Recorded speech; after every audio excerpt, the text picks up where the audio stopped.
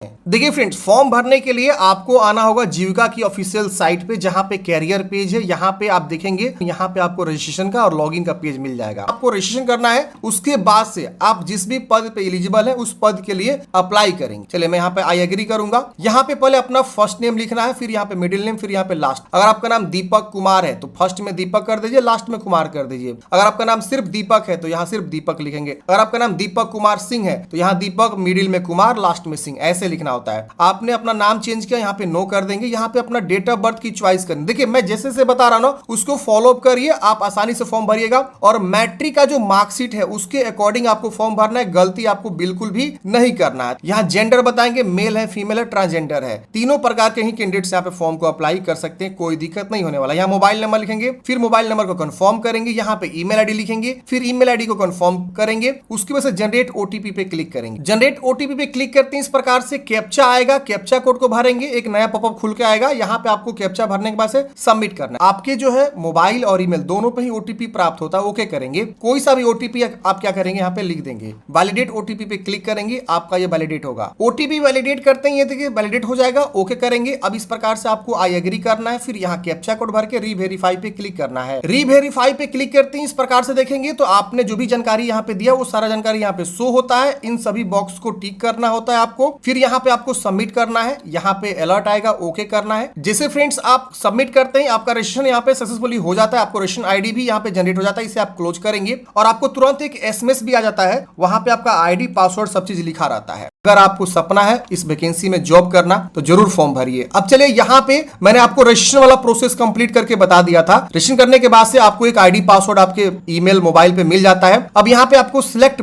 Post selection का option मिलता है। आप इस पे क्या करेंगे, क्लिक करेंगे। जैसे आप इस पे क्लिक करेंगे, आपको जो यहाँ पे अब एक और ऑप्शन मिलता है, यह देखिए नीचे में ही ऑप्शन मिलता है, click here to apply for post. आप इसका फिर से क्लिक करेंगे यहाँ पे। जैसा आप इस पे क्लिक करेंगे, अब यहाँ पे इस प्रकार से जो लोडिंग लेगा, आपको वेट करना है। अब यहाँ पे देखिए इतने सारे स्टेप्स में जो है आपके फॉर्म जो है खुल गए हैं। ये सारे स्टेप्स में आप देख सकते हैं ये फॉर्म जो है खुल गए। सारे स्टेप्स को कंप्लीट करना है। अब यहाँ पे देखिए ध्यान पूर्वक आपको क्या क्या जानकारी भरना है। देखिए वीडियो लंबा होगा लेकिन आपको सारी इंफॉर्मेशन यहाँ मिलेगा, बस आप वीडियो को लास्ट तक देखिए। देखिए एज की गणना 25 जुलाई 2025 को की जा रही है। यहाँ पे आप मैरिड है कि अनमैरिड है तो कोई भी बंदा यहाँ पे अपना अनुसार चुनाव कर लेगा। अगर मैरिड है तो मैरिड, अनमैरिड है तो अनमैरिड। यहाँ पे फादर नेम, यहाँ पे मदर्स नेम, ये सारी जानकारी मैट्रिक का जो मार्कशीट होता है ना, उस पे जो स्पेलिंग दिया है उसके अकॉर्डिंग आपको कैपिटल लेटर में लिखना है, गलती नहीं करना है। अब देखिए यहाँ पे ही आपको पोस्ट का सिलेक्शन करना है कि आप किस पोस्ट के लिए फॉर्म भरना चाहते हैं। तो यहाँ पे आप ब्लॉक लेवल और पोस्ट नेम दोनों आपको यहाँ पे शो करेगा। तो ब्लॉक लेवल यहाँ पे पोस्ट कैटेगरी ऑटोमेटिक रहेगा, बाकी के जितने भी पद हैं वो सारे पद यहाँ पे आपको शो करेंगे। तो आप पहले कंफर्म करिए कि किस पद के लिए अप्लाई करना चाहते हैं। एक ही पद के लिए आप फॉर्म भर सकते हैं। एक से ज्यादा पद के लिए अगर आप अप्लाई करेंगे तो आपका जो लास्ट वाला फॉर्म होगा वही काउंट किया जाएगा। ये ध्यान रखिएगा, क्योंकि नोटिफिकेशन में ही लिखा गया, आप 11 नंबर पॉइंट पढ़ेंगे यहाँ पे तो नोटिफिकेशन में बताया गया है 11 नंबर में कि ओनली वन ही एप्लीकेशन आपको जो यहाँ पे सबमिट करना है। अगर ज्यादा फॉर्म भरते हैं तो जो लास्ट वाला फॉर्म है वही आपका यहाँ पे काउंट किया जाएगा, ये ध्यान रखिएगा। अब यहाँ पे जो मैंने आपको पद बताया 7 प्रकार के अलग अलग पद। महिलाओं के लिए क्या है कि एक ऐसा पद है जिसमें वो सिर्फ 12th पास है, वो भी वो फॉर्म के लिए अप्लाई कर सकती है। मैं बता देता हूं वो कौन सा पद है और उसमें सबसे ज्यादा पद है। महिला बहुत सारी सोच रही है कि मैं 12th तक ही पढ़ी हूं, क्या मैं फॉर्म भर सकती हूँ? जरूर आप भर सकती हैं। यहाँ पे देखिए कम्युनिटी कोऑर्डिनेटर सीसी वाला जो पद है 6 नंबर वाला, अगर कोई फीमेल फॉर्म भरने चाहती है तो सिर्फ इंटरमीडिएट तक पढ़ी है तो फॉर्म भर सकती है। अगर कोई मेल इसके लिए भरना चाहता है इस पद के लिए तो वो ग्रेजुएशन होना चाहिए। बाकी आप लोग यहाँ पे अलग अलग क्वालिफिकेशन वाला मेरा वीडियो देखा ही होगा कि क्या सैलरी है, क्या सिलेक्शन प्रोसेस है, ये सब मैंने ऑलरेडी एक अलग से वीडियो में कवर किया हुआ है। तो आप अपने अनुसार यहाँ पे क्या करेंगे, चुनाव कर लेंगे कि किस पद के लिए आप फॉर्म भरना चाहते हैं। अब जैसे आप यहाँ पे पोस्ट नेम चूज करेंगे या ऑटोमेटिक शो करेगा, यहाँ पे आपको कुछ नहीं करना है। तो अपने अकॉर्डिंग जो भी पद पे फॉर्म भरना चाहते हैं उसका आप चुनाव करेंगे। सबका एक ही तरह से प्रोसेस है फॉर्म भरने का, बस अंतर क्या है, आपका क्वालिफिकेशन अलग अलग है सबका।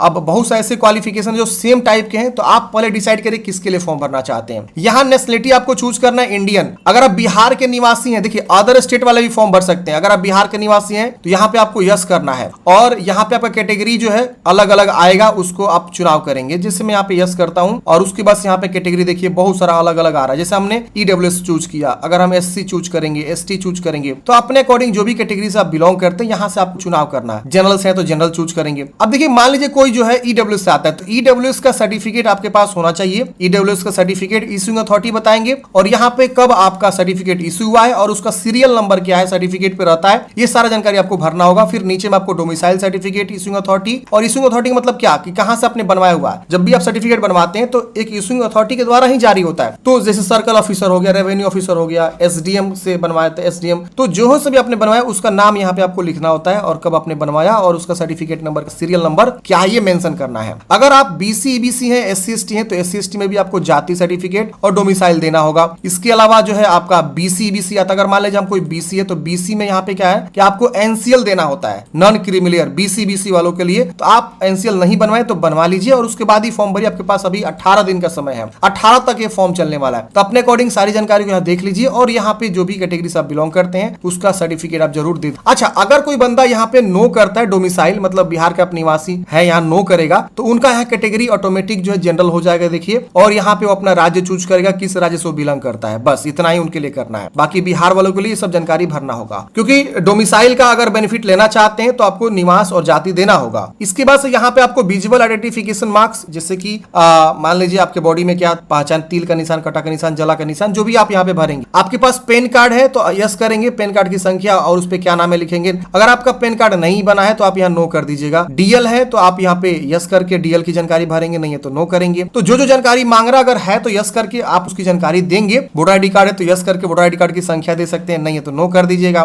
पासपोर्ट है तो यस करेंगे वरना नो करेंगे। तो ऐसे आपको बताना है। फिर यहाँ पे आपको डिक्लेयर करना है यहाँ पे और उसके बाद से सेव एंड नेक्स्ट कर देना है। अब अगले स्टेप में यहाँ पे अगर आप विकलांग है, 40% से ज्यादा आप विकलांग है तो यस करेंगे और अपने विकलांगता के बारे में जानकारी को देंगे। अगर आप नहीं विकलांग है तो आप इसे नो भी कर सकते। कभी कभी यहाँ पे क्लिक नहीं होता ना, टैब बटन का आप यूज कर सकते। फ्रीडम फाइटर के आप ग्रैंड सन या ग्रैंड डॉटर है तो यस करेंगे और नहीं तो नो करें। यहाँ पे इंप्लॉय के बारे में पूछ रहा, अगर आप ऑलरेडी गवर्नमेंट या पीएसयू बैंक में एक्स सर्विसमैन रह चुके हैं तो यस करेंगे वरना आप इसे भी नो कर। इसके बाद से यहाँ पे पूछ रहा है कि आप कहीं जो है BRLPS यानी जीविका में कहीं काम कर रहे हैं, तो अगर काम कर रहे हैं तो यस कर सकते हैं। यहाँ पे नहीं कर रहे हैं तो आप इसे नो करेंगे। यस करेंगे तो अपना इंप्लॉय कोड, पोस्ट नेम और प्लेस ऑफ पोस्टिंग बताना होगा, ज्वाइनिंग डेट बताना होगा। नहीं कर रहे हैं कहीं काम तो नो करेंगे। इसके अलावा अगर आप एक्स इंप्लॉय हैं जीविका के तो यस करेंगे वरना नो करेंगे। इसकी वजह से आपको किसी जो है बोर्ड के द्वारा डिस्पेंसरी जो है टर्मिनेट किया गया है तो आपको यहाँ पे नो करना है। ये कभी यस मत करेगा वरना आपका फॉर्म रिजेक्ट हो सकता है। चलिए यहाँ करते हैं सेव एंड नेक्स्ट। ये भी डाटा देखिए आपका सेव हो जाएगा। यहाँ पे मैं नो कर देता हूँ। डाटा सेव होने के बाद से अगला स्टेप आता है एड्रेस वाला। तो यहाँ कोरेस्पोंडेंस एड्रेस मतलब प्रेजेंट एड्रेस आपका क्या है वो आप यहाँ पे क्या करेंगे, लिखेंगे। तो यहाँ पे 2 लाइन यूज करके आपको प्रॉपर एड्रेस लिखना है। यहाँ पे कंट्री चूज करना है, यहाँ पे अपना स्टेट चूज करना है, फिर यहाँ डिस्ट्रिक्ट चूज करना है, पिन कोड लिखना है और यहाँ पे पूछ रहा है कि क्या आपका जो है परमानेंट एड्रेस सेम है कोरेस्पोंडेंस की तरह। अगर मान लीजिए ये ऊपर का जो एड्रेस है सेम है आपका परमानेंट की तरह तो इसको आप यस करेंगे, सेम कॉपी हो जाएगा। अलग है तो अलग अलग लिखेंगे, अगर नहीं सेम है तो नो करके और बाकी जो परमानेंट एड्रेस है उसको अलग आप लिखेंगे। फिर यहाँ पे सेव एंड नेक्स्ट करेंगे। अब अगले स्टेप में यहाँ पे आपको अपना जो है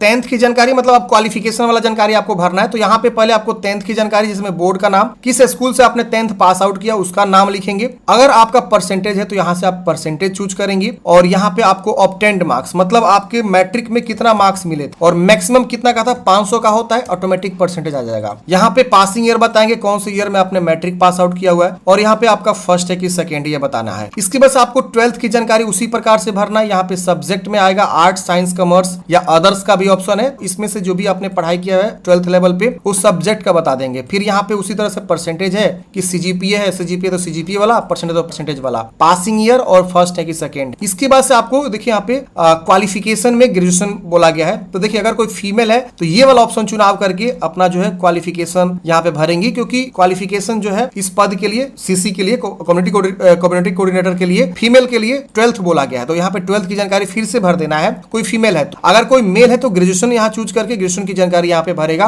अब यहाँ पे कौन से विद्यालय से उसने पास आउट किया हुआ ग्रेजुएशन, सब्जेक्ट क्या क्या पढ़ा है उसने, पूरा सब्जेक्ट का नाम लिख दीजिएगा। फिर यहाँ पे आपको पासिंग ईयर मंथ बताना है, परसेंटेज में बताना है क्या है, कितना में कितना मार्क्स मिला हुआ है, इस तरह से आपको बता देना। इसके अलावा अदर कोई क्वालिफिकेशन है जैसे कि आप पीजी किए तो पीजी की जानकारी यहाँ भर सकते हैं, नहीं तो इसे छोड़ दीजिएगा। या और कोई क्वालिफिकेशन है यहाँ पे नीचे में एक्सपीरियंस है तो आप अपनी एक्सपीरियंस की जानकारी दे सकते हैं, वरना इसे छोड़ के यहाँ पे सेव एंड नेक्स्ट कर देना है। क्वालिफिकेशन वाला जानकारी भरने के बाद से अगला स्टेप आता है डॉक्यूमेंट्स एंड पेमेंट का ऑप्शन। अब यहाँ पे आपको जो देखिए पासपोर्ट साइज जो है कलर पासपोर्ट साइज फोटो आपको अपलोड करनी है। यहाँ पे आप क्लिक करेंगे तो यहाँ देखिए इंस्ट्रक्शन दिया गया है कि आपको किस तरह से फोटो अपलोड करना है। आपको देखिए यहाँ पे कलर होना चाहिए, ध्यान रखना है, और यहाँ 50 से 80 केबी के बीच और व्हाइट बैकग्राउंड में आपको फोटो बोला गया है। तो यही वाला फोटोग्राफ आपको इसी प्रकार से जो है आपका फोटो होना चाहिए। स्कैन करेंगे, यहाँ पे क्लिक करके अपलोड करेंगे, जैसे अपलोड करेंगे आपका अपलोड हो जाएगा। तो इस तरह से फोटोग्राफ आपको अपलोड करना है। इसके बाद आपको सिग्नेचर अपलोड करना है। क्या क्या डॉक्यूमेंट्स लग रहे हैं यहाँ समझ लीजिए, उसके बाद आप डॉक्यूमेंट्स को अच्छा से स्कैन करके अपलोड कर लीजिएगा। अगर आप रजिस्ट्रेशन करके यहाँ तक आ चुके हैं, डॉक्यूमेंट्स नहीं है, तो आप वेट कर लीजिए, दोबारा लॉग इन कर लीजिएगा आईडी पासवर्ड से और फिर सही से डॉक्यूमेंट्स अपलोड करेगा। यहाँ सिग्नेचर आपको 50 से 80 के भी जेपीजी फॉर्मेट में बोला गया है, ये भी आपको सही से अपलोड करना है, इसे आप चूज करके यहाँ पे अपलोड करेंगे। इसके बाद आपको जो डॉक्यूमेंट्स बोला गया वो बोला गया 10th क्लास का जो है सर्टिफिकेट। तो सर्टिफिकेट अलग होता है और यहाँ पे जो है मार्कशीट अलग होता है, तो ये आप यहाँ पे क्या करेंगे, अपलोड करेंगे अलग अलग। 12th क्लास का सर्टिफिकेट, 12th क्लास का मार्क्स, फिर यहाँ पे आपको एडिशनल कोई क्वालिफिकेशन का सर्टिफिकेट है तो इसको अपलोड करेंगे, वरना इसे वाला ऑप्शन छोड़ देंगे। डोमिसाइल सर्टिफिकेट, निवास प्रमाण पत्र यहाँ पे आपको अपलोड करनी है। और यहाँ पे higher qualification degree detail certificate, अगर आप ग्रेजुएशन पास पे या पीजी पास पे किसी वैकेंसी के लिए फॉर्म भर रहे हैं तो उसका सर्टिफिकेट यहाँ पे आपको अपलोड करना है। अगर कोई महिला है सीसी वाले पद पे फॉर्म भर रही है तो यहाँ पे वो 12th का जो है अपना सर्टिफिकेट क्या करेंगी, अपलोड करेंगे। Upload your post specific certificate, यानी सेम वही चीज आपको यहाँ पे भी अपलोड कर देना। अगर आप चाहें तो इसे छोड़ सकते हैं, मैंडेटरी नहीं है, लेकिन ये वाला मैंडेटरी है। अगर आप सीसी से फॉर्म भर रही है, महिला है, तो इंटर का डॉक्यूमेंट यहाँ अपलोड करेंगे सर्टिफिकेट। अगर कोई बंदा ग्रेजुएशन पास पे फॉर्म भर रहा है तो यहाँ पे आपको ग्रेजुएशन का सर्टिफिकेट अपलोड करना है। तो ये आपको सही से जो है डॉक्यूमेंटेशन को देखना है और अपलोड करना है। इसके बाद यहाँ पे वही उसका मार्कशीट भी यहाँ पे बोला गया, तो उसका मार्कशीट यहाँ पे आपको अपलोड करना है, यहाँ पे सर्टिफिकेट अपलोड करना है। देखिए जहां जहां स्टार मार्क्स लगा हुआ है, देखिए यहाँ पे स्टार मार्क्स, वो सब आपको अपलोड करना मैंडेटरी है, बाकी सब आप छोड़ दीजिएगा। यहाँ पे आपको कास्ट सर्टिफिकेट अपलोड करना है, जैसे अगर आप जो है ईडब्ल्यूएस है तो अपना ईडब्ल्यूएस, SC/ST है तो SC/ST, BC/BC आते हैं तो NCL, इस तरह से आपको अपना अपलोड करना है। यहाँ पे आपको जो है जो भी डॉक्यूमेंट्स आपने दिया है उस डॉक्यूमेंट्स को यहाँ पे आपको अपलोड करना है, जैसे कि आपने voter ID card, pan card या पासपोर्ट या DL, वो 4 ऑप्शन आ रहा था ना, तो उसमें से कोई एक ऑप्शन आपको यस करके और एक ID प्रूफ देना होगा और उसका डॉक्यूमेंट्स भी यहाँ पे आपको अपलोड करना होगा। तो ये आपको यहाँ पे अपलोड किया जा रहे हैं। अदर रिलेवेंट डॉक्यूमेंट्स, और कोई डॉक्यूमेंट्स आप यहाँ पे अपलोड करना चाहते हैं तो इस पर आप यहाँ पे अपलोड कर सकते हैं, वरना आप इसे छोड़ दीजिएगा, ये मैंडेटरी नहीं है। मैंने बताया ना स्टार मार्क्स जहां जहां लगा हुआ है वो सब मैंडेटरी अपलोड करना, बाकी सब छोड़ दीजिएगा। फिर यहाँ पे आपको जो एप्लीकेशन फीस शो करता है यहाँ पे ऑनलाइन चूज करना है और उसके बाद से इन सबको जो है टिक करना है, इन सारे बॉक्स को कैप्चा कोड भर के प्रीव्यू करना है। और उसके बाद से मैं आपको डॉक्यूमेंट्स वाला जानकारी नहीं दिया कि कितना MB क्या KB रहेगा। देखिए जितने भी ये डॉक्यूमेंट सर्टिफिकेट है वो सारा डॉक्यूमेंट सर्टिफिकेट 100 से लेकर 300 KB के बीच आपको अपलोड करना है, PDF फॉर्मेट में या JPG फॉर्मेट, ये ध्यान रखिएगा। अगर इतना साइज बनाएंगे तभी आपको अपलोड होगा। तो चलिए हम फटाफट क्या करते हैं, सबको अपलोड कर लेते हैं, उसके बाद से हम यहाँ पे कैप्चा कोड भर के इसको टिक करके प्रीव्यू करते हैं। जैसे फ्रेंड्स आप प्रीव्यू करेंगे यहाँ पे आपका सारा जानकारी खुल के आ जाता है। आप सारे जानकारी को अच्छे से वेरीफाई करिए कि हाँ जो भी हमने जानकारी यहाँ पे दिया वो सब चीज सही है। आप एक बार अच्छे से वेरीफाई करके यहाँ कॉर्नर पे आपको कट का बटन मिले, इस पे क्लिक करके कट कर दीजिएगा। अब यहाँ पे आपको सबमिट बटन आएगा, सबमिट वाले ऑप्शन पे क्लिक करना है। अब देखिए यहाँ पे बोल रहा है कि आपको फोटो सिग्नेचर को